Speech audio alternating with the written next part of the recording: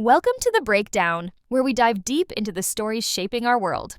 I'm Alex Carter, your host, and today we're covering a tragic incident that occurred at Scottsdale Airport in Arizona, where two private jets collided on the runway, resulting in at least one fatality. And I'm Taylor Morgan. This story is particularly notable because one of the aircraft involved belonged to Motley Crue's lead singer Vince Neil, though thankfully he wasn't on board at the time. The details of this incident are still emerging, but what we do know is that this happened just yesterday afternoon, and it's part of what's becoming, well, a concerning pattern of aviation incidents in recent weeks. That's right, and there's quite a bit to unpack here. We've got the technical aspects of what went wrong, the human impact, and, the broader implications for aviation safety. So, Taylor, let's break down exactly what happened yesterday afternoon. What time did this incident occur? Well, the crash happened right around, 2:45 local time in Scottsdale. It was just a regular Monday afternoon when things went terribly wrong. The Learjet, that's the one owned by Vince Neil's company, Chromed in Hollywood, was coming in from Austin, Texas. And what exactly went wrong during the landing? So, from what we understand, and this is based on official statements from the airport, the Learjet had some serious trouble during landing. The left main landing gear, wheels on the left side, they completely failed when the plane touched down. And that's when things really started to go wrong. So what happened next? Well, once that landing gear failed, the jet veered off the runway. At that point, the pilots probably had very little control, and it ended up colliding with a Gulfstream 200 that was just parked at a nearby ramp. The Gulfstream belonged to a company called Jet Pros, and it was just sitting there on private property adjacent to the facility. How many people were involved in this incident? So, the numbers are pretty clear on this one. There were 4 people on the Learjet that was landing. That's 2 pilots and 2 passengers. And on the parked Gulfstream, there was just 1 person inside at the time of the collision.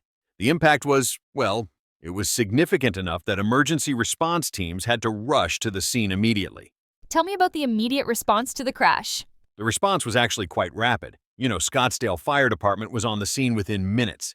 They found this really chaotic situation with one jet basically collapsed on the tarmac without its landing gear, right next to the other aircraft. And there were emergency vehicles and personnel everywhere trying to manage the situation.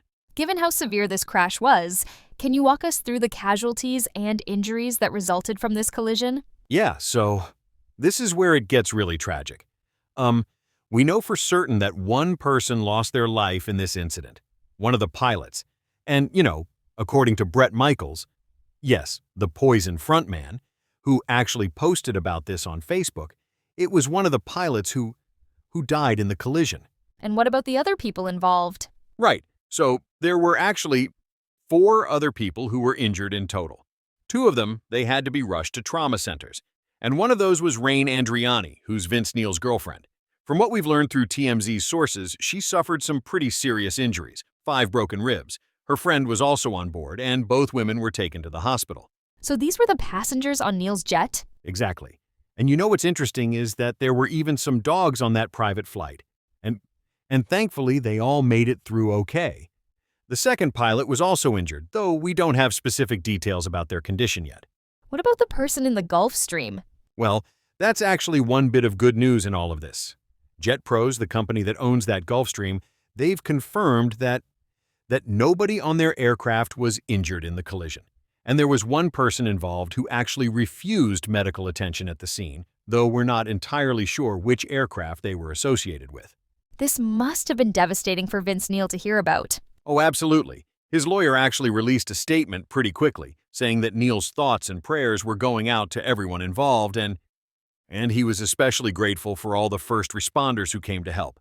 It's worth noting that Neil himself wasn't on the plane, but obviously having his girlfriend seriously injured and losing a pilot, it's devastating all around.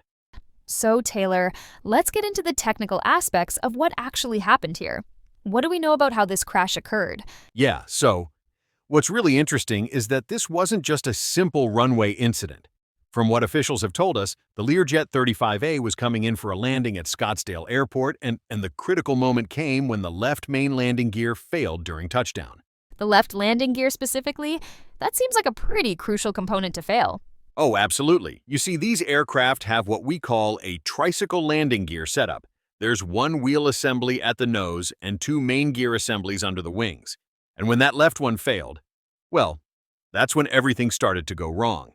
The plane basically lost its stability on one side and, at landing speeds, that's incredibly dangerous.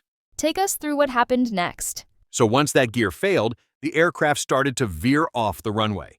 And this is really important, these planes are still moving at considerable speed during landing. We're talking about an aircraft that probably still had significant momentum when it lost control. It then, it basically skidded right into that parked Gulfstream 200 that was sitting on a nearby ramp. And this was all happening in the middle of a busy airport operation? That's right. And you know what makes this particularly concerning is that Scottsdale Airport is actually one of the busiest single-runway airports in the country. They handle over 130,000 takeoffs and landings every year. So when something goes wrong, there's very little margin for error. What sort of safety systems are typically in place to prevent these kinds of accidents? Well, landing gear systems actually have multiple backup and warning systems built in. You've got sensors that tell pilots if the gear is down and locked, emergency extension systems, and various warning indicators. But sometimes, mechanical failures just happen despite all these safeguards. And once you're committed to a landing, your options become really limited really quickly. What was the immediate response like from emergency services? I mean, this sounds like it would have required a massive coordination effort. Oh, absolutely. And what's remarkable is just how quickly they got there. The crash happened at around 2:39 in the afternoon, and the Scottsdale Fire Department was on scene almost immediately. Captain Dave Folio, who was heading up the response, he really had his hands full coordinating everything. What kind of resources did they deploy? So they had multiple emergency vehicles. We're talking fire engines, ambulances, specialized airport crash response units. And what's really interesting is how they had to handle multiple situations simultaneously. You've got two people who needed immediate transport to trauma centers, another person who needed treatment but wasn't as critical, and then tragically they were also dealing with the recovery of the deceased. How did the airport administration respond to all this? Well, they immediately implemented their emergency protocols. The first thing they did was shut down the runway. Kelly Custer, she's the aviation planning coordinator there, she made it clear that this closure was going to be, in her words, for the foreseeable future. And what's interesting is that the FAA actually had to step in and issue a ground stop, basically pausing all flights into Scottsdale. And what about the parties involved? I understand there were some pretty significant statements made. Yeah, there were. Vince Neal's lawyer, Warwick Robinson, put out a statement pretty quickly. He said that Neal's thoughts and prayers were with everyone involved, and he specifically mentioned how grateful they were for the first responders. Then you had Jet Pros, they're the company that owns that Gulfstream that got hit. They confirmed that thankfully none of their people were hurt. So, what's happening at the airport now? Well, it's basically turned into an investigation site. The runway was closed for several hours, but what's really critical is that the NTSB and FAA investigators have taken over. They're going to be doing a thorough examination of everything: the wreckage, the runway conditions, all the flight data. And these investigations, they can take months to complete. Taylor, what really strikes me about this incident is that it's actually part of a really troubling pattern we're seeing in aviation lately. Can you walk us through what's been happening? Oh my goodness, yes. And what's really concerning is that we've had 3 major aviation disasters just in the past 2 weeks alone. It's been absolutely unprecedented. That's an alarming cluster of incidents. What exactly happened in these cases? So, the first one was absolutely devastating. On January 29th, we had that terrible collision near Washington, D.C. at Reagan National Airport. A U.S. Army helicopter and an American Airlines jet somehow collided in midair, and the death toll was just horrific. 67 people lost their lives. That must have sent shockwaves through the aviation community. Absolutely. And then just when everyone was still processing that tragedy, 2 days later, and I mean literally just 2 days later, we had that jet crash in Philadelphia.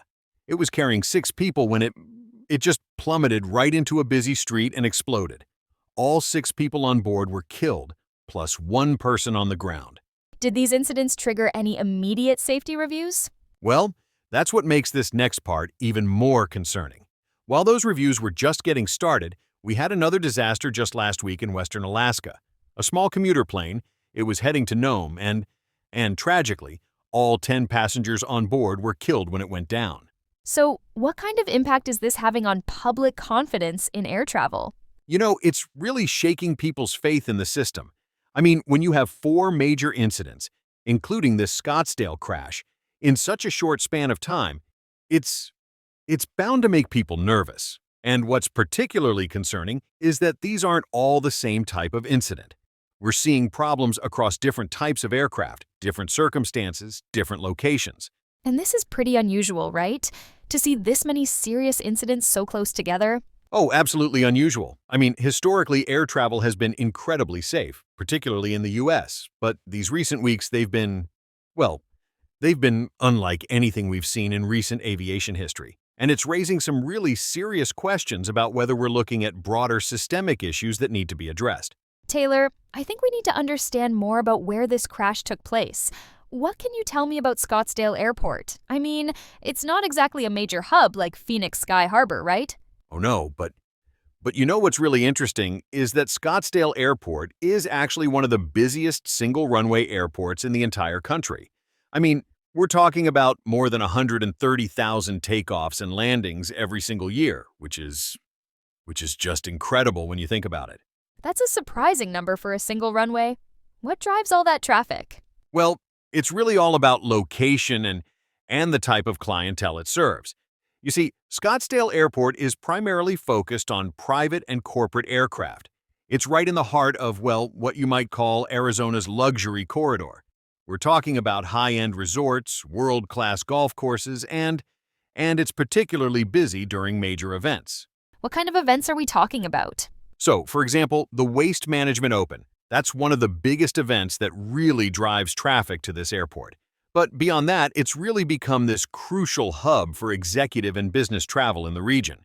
And what makes it particularly interesting is that while it doesn't handle any commercial airline service at all, it's absolutely essential for the area's luxury tourism and business infrastructure.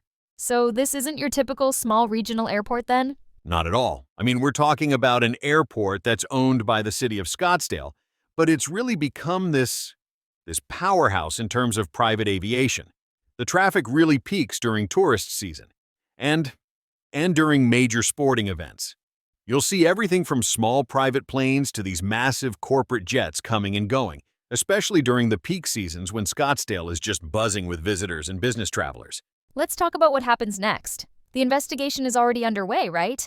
What do we know about who's handling this? Yeah, so right now the FAA is taking point on the investigation, but what's really interesting is that the National Transportation Safety Board is also on the scene. And you know, these kinds of investigations, they're incredibly thorough. I mean, they're going to be looking at everything from the weather conditions to the maintenance records of both aircraft. What's the immediate impact on the airport's operations? Well, that's actually quite significant. You see, Kelly Cuester, who's the aviation planning coordinator at Scottsdale Airport, has confirmed that the runway is completely closed and it's going to stay that way for what they're calling the foreseeable future. And, you know, when you've got a single runway airport, that's basically shutting down the whole operation. So what exactly are investigators looking for at this point? So, the primary focus right now is really on that landing gear failure. They're going to be, examining every component of that left main gear that reportedly failed. And they'll be looking at things like the flight data, communications between the tower and the pilots, and they'll be conducting these incredibly detailed interviews with everyone involved who's able to speak with them. How long do these types of investigations typically take? Oh, that's a really important point. These investigations, they're not quick at all. We're typically looking at, anywhere from 6 months to even a year before we get a final report. And that's because they're meticulously going through every single detail. They want to not just understand what happened, but why it happened, and most importantly, how to prevent something like this from happening again. What about the immediate needs of the airport and its users? Right now, they're working on what we call contingency plans. The FAA has already implemented a ground stop, which means no flights are coming in, and they're going to have to coordinate with other nearby airports to handle all that displaced traffic. And and remember, this is happening during one of their busiest seasons, so it's creating quite a significant ripple effect throughout the region's aviation network. As we wrap up our coverage of this tragic incident at Scottsdale Airport, I think it's important to reflect on just how significant this event is, especially coming on the heels of those other recent aviation incidents we discussed. Yeah, and you know what really stands out to me is that this isn't just about one incident in isolation. We're seeing this pattern of aviation incidents that's really starting to raise some serious questions about our aviation safety protocols. And when you consider that Scottsdale Airport handles over 130,000 takeoffs and landings annually, the implications are pretty substantial. The human impact of this incident is particularly striking. One life lost, several others injured, and so many people affected. Absolutely. And what's really crucial now is how the aviation industry responds to this. You know, these investigations, they're not just about finding out what went wrong, they're about making sure we learn from these incidents and implement changes that will prevent similar tragedies in the future. Thank you for joining us on The Breakdown. We'll continue to follow this story as it develops. I'm Alex Carter. And I'm Taylor Morgan. Stay informed, stay engaged, and we'll see you next time.